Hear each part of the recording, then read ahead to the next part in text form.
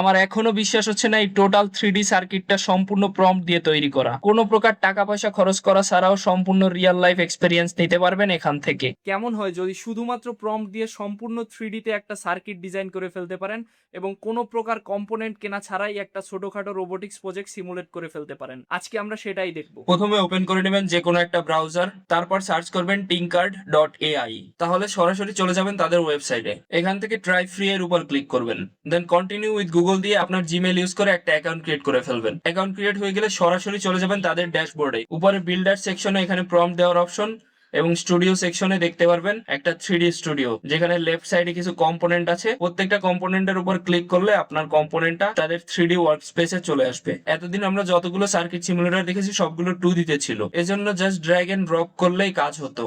But এটা হচ্ছে সম্পূর্ণ 3D, তাই কিছুটা রিয়েল সার্কিটের মতন ফিল পাবেন। যেমন এখান থেকে যদি আমি একটা এলইডি নেই, তারপর আমরা চাইলে এলইডিটা ড্র্যাগ করে একদম রিয়েল ব্রেডবোর্ডের মতন ব্রেডবোর্ডের যে কোনো জায়গায় বসাতে পারবো। পুরো আসল কম্পোনেন্ট দিয়ে কাজ করতে গেলে যেমন ফিল পান তেমনটাই পাবেন। আপনার কানেকশনে কোনো ভুল হলে ও অটোমেটিক ইরর দেখিয়ে দিবে। এবার আসেন সবচেয়ে মজার টুলে, চলে যাবেন বিল্ডার্সে, দেন লেফট সাইড থেকে ওপেন প্রজেক্টের উপর ক্লিক করবেন, দেন ওপেন ফ্রম ফোল্ডার। আপনি ডেস্কটপে থাকলে আপনার ফোল্ডার গুলো ওপেন হয়ে যাবে, আর ফোনে থাকলে একইভাবে ফাইল ম্যানেজার ওপেন হয়ে যাবে। এখানে এসে যে কোনো একটা ফোল্ডার ক্রিয়েট করে সেটা সিলেক্ট করে দিবেন, কারণ এখানকার সবচেয়ে মজার বিষয় হলো আপনার সকল প্রজেক্ট তাদের ক্লাউডে না, সম্পূর্ণ আপনার মেশিনে সেভ থাকে। এবার চলে যাবেন টেক্সট বক্সে এবং এখানে জাস্ট বলে দিবেন আপনি কি বানাতে চান। দেন এখানে এসে লিখে দিলাম একটা টেম্পারেচার মনিটর বানাও এলসিডি ডিসপ্লে দিয়ে, তারপর এন্টার। এখানে একটা ইন্টারেস্টিং জিনিস দেখেন, আমরা প্রম্পট দেওয়ার পর ও আমাদেরকে আবার একটা অপশন দিল আমরা কি টেম্পারেচার সেন্সর ইউজ করব। এখানে আমরা টেম্পারেচার সেন্সরের মডেলটাও সিলেক্ট করে দিতে পারছি। এবার আবার আমাদের কোন টাইপের এলসিডি ডিসপ্লে ইউজ করব সেটারও একটা অপশন দিয়েছে।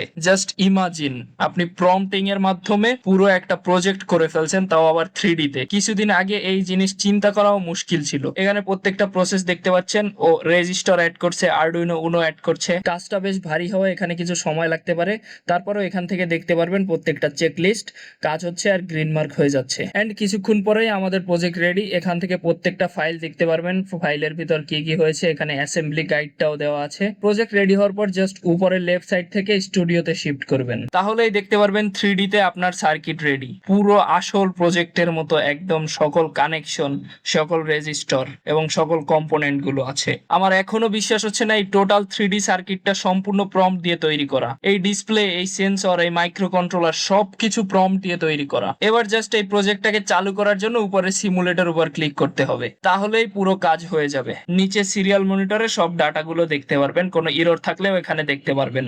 এখানে কোনো প্রকার ইরর থাকলে বা ফার্দার কোনো আপগ্রেড করতে চাইলে আবার উপর থেকে বিল্ডে চলে যাবেন এন্ড এখানে আবার প্রম্পট দিয়ে দিবেন। পুরোপুরি ভাইব কোডিং এর মতো চ্যাট করে সবকিছু তৈরি করে ফেলবেন। এটাকে ভাইব সার্কিট বলবো না কি বলবো আপনারাই বলতে পারেন।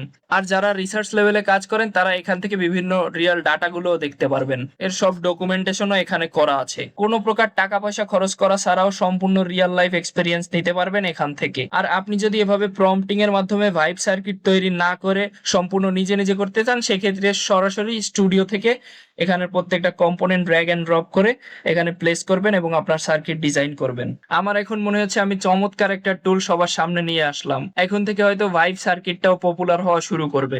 যাই হোক, আজকে এই পর্যন্তই। আমাকে যদি এরকম নতুন নতুন টপিকে ইন্সপায়ার করতে চান ভিডিওটা শেয়ার করতে পারেন, আর সায়েন্স টেক ভালোবাসলে ফলো করতে পারেন।